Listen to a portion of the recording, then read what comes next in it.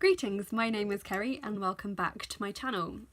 So I've been thinking for a while that I wanted to try and introduce some new and slightly different content to my channel.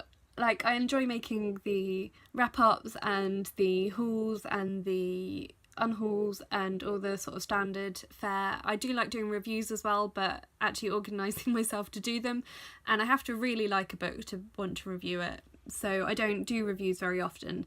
I enjoy doing tag videos, but they get a bit repetitive, so I wanted to do something a bit different. So I've been thinking for a while about what I could do, and I've seen people do sort of various introductions to different genres and that sort of thing. So I wanted to do something similar, but I wanted to do something that was a bit unique to me as well. And what I realised was that one thing that I read a lot of that I don't hear a lot of other people talking about, if that makes sense, is independent publishers.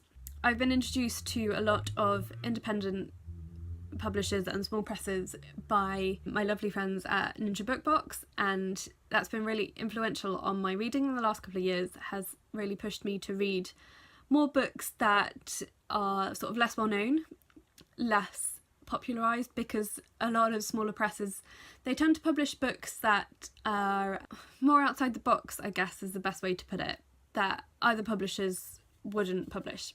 But they also tend to have smaller budgets, and so they can't go in for promoting the books in the same way that the bigger publishers can. So I thought what might be quite fun, particularly as Ninja Book Box is hosting the Indie Challenge this year, which is to promote independent publishers, was if I did a little series introducing some of my favourite independent publishers. So I'm planning to do these about once a month, and I'll just do a little background of the publisher, some of the maybe more famous books that they've published if they've got anything that's really well known, and then a couple of recommendations of books from that publisher that I've really enjoyed. So the publisher I'm going to be talking about today is Canongate. They are one of the larger and more well established independent publishers in the UK. So I should say as well that the publishers I'm going to be talking about are all UK indies, so the books that I'm going to mention might not be published by them in every country. It's sort of fairly specific to the UK. So I know, like, some of the books, because of the way publishing works, some books that are published by indies in the UK will be published by one of the big five in other countries, or like more well established, what's the word? Not independent publishers in other countries. But there's not a lot I can do about that. So I'm just really, it's really focusing on these UK publishers and what they've published in the UK, if that makes sense. Anyway, so Canongate, so they were founded in 1973, so I think that's 46 years they've been going, which is quite impressive. They are based in Edinburgh, and originally when they were founded they mainly focused on publishing Scottish interest works, so works by Scottish authors. The most famous thing that they published in their early years was Lanark by Alistair Gray, which is, I've not read it, it's one that I want to read, but it's sort of, I think it's fairly characteristic of a certain type of weird Scottish novel. So that was sort of their first big success really that launched them as a publisher. And then after about 20 years they came under new ownership, new management, who decided to branch out what they published a little bit more, sort of more generalised stuff, not necessarily entirely Scottish publishers. Some of the famous books that have been published by Canongate more recently include The Life of Pi by Yann Martell, which is a Booker Prize winner and has been made into a film.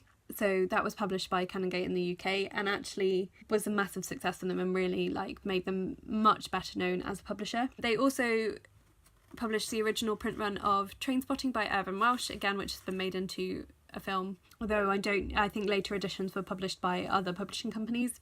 They also, before he became president, they published Barack Obama's memoirs and have published other books by him as well. I think that's really cool. And more recently as well, I found this out on their website, or was it? It might have been on the Wikipedia page. Anyway, so they published Julian Assange's autobiography, but without his permission, which I think is quite ironic. And linked to that, they have a couple of books in their catalogue which are sort of spoofs about politicians. So one of my favourite ones that I haven't actually read, but I just love the fact that it's been written at all. It's called The Beautiful Poetry of Donald Trump. The author Rob Sears has taken, I think, Donald Trump's tweets and stuck them together to form like poetry. So there's that. And then they also did a series of pocket editions of the books of the Bible with introductions from different famous people. So I know that Bono did one introduction, I think the Dalai Lama did one as well, and they did a whole range of these. Again, on the sort of more fun side of the spectrum, they also published the Simon's Cat comic books. So Simon's Cat is an excellent YouTube channel with animations about a man called Simon and his cat, and Canongate published the book versions of these. They've won a couple of awards as well. They've won Publisher of the Year for the British publishing industry twice, in 2003 and 2009. They were actually the first independent publisher to win this as well, so that's a really big deal. In 2003, that was shortly after the publication of The Life of Pi, so that was a book that really gained them a lot of respect and esteem in the publishing industry. Going to try and keep these videos quite short, so all that's left to do is tell you a couple of my recommendations for books published by Canongate in the UK. One of my favourite authors currently is Matt Haig. He writes a variety of different types of books, and all of which are published by Canongate. So he writes children's novels such as The Truth Pixie. I was given this for Christmas and it's just a really adorable story. It's got really lovely illustrations as well, and he's written a whole series of these Christmas themed novels for children. He's also written a couple of memoirs about his experiences of mental illness. So the first was called Reasons to Stay Alive, and then the second one came out last year, which is Notes on a Nervous Planet. So these are sort of half memoir, half self-help really. They sort of get you to think about mindfulness and self-care and how we can all take care of our own mental health a bit better. And he's also written some really powerful novels.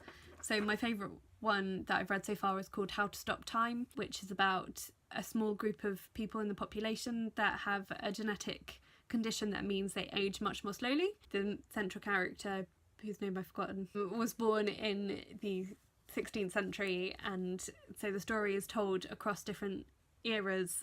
So it's mainly set in the 21st century, but also goes back through different periods of this character's history in these different eras he's lived through. And it was really, really powerful, really beautifully written. So Matt Haig is a great author to check out. Another author that they published all of her works is Scarlett Thomas. So I read a couple of her adult books and I didn't really love them, but she's been writing this book series for, I'd say, early teens, so sort of 11 to 14-year-olds probably. So they're somewhere between children's books and YA. So this one's the first one called Dragon's Green. The series is called Worldquake, and the third one called Gala Glass is out in a couple of weeks' time, and the second one's called The Chosen Ones. These books are about books, which is always quite fun, and they're about friendship and overcoming difficulties and young people working together. And I can't really, it's been a little while since I've read this, so I might have to reread this one before I read the sequels, but I just remember really loving it. It's a really great world that she's created in these books, and this one actually glows in the dark as well, and it's signed, which I love. So this one came actually in a Ninja Book Box. So Scarlett Thomas is an author to check out, particularly this series is very good. Finally, my most recent read from Canongate was another book that I really loved. This is called The Outrun by Amy Liptrot. This is a memoir again. So Amy Liptrot grew up on the Orkney Islands and then moved to London when she was a student and developed a dependency on alcohol. As she sort of reaches the age of 30, she realises that she's become an alcoholic and it's sort of ruining her life, and that she needs to overcome this addiction. So she goes to rehab and then decides to move back to Orkney to continue her rehabilitation after she's finished her time in rehab. And it's sort of about her experiences of going back to the place where she grew up and seeing how it's changed, and sort of it's really a love letter to the Orkney Islands, which I've never visited, but now I really want to because they just sound really beautiful and amazing. That is The Outrun by Amy Liptrot. That's just a few suggestions of where you could start if you're looking to read some books published by Canongate. What I love about independent publishers is that they publish books that other people wouldn't. So they are bringing a wider variety of stories into the world than the traditional big five. So if you want to expand your reading and diversify a bit, then I recommend checking out the catalogues of some independent publishers. So I hope you have enjoyed this. I know it's a bit different to my usual videos, so let me know what you think. And if you are looking for, would like to know more about some of these publishers, I'm going to link to their Canongate website so you can go and check out their catalogue. So I'll link to that in the description below. I'm planning to do the series about once a month probably, and bring you a different publisher each month that I've enjoyed.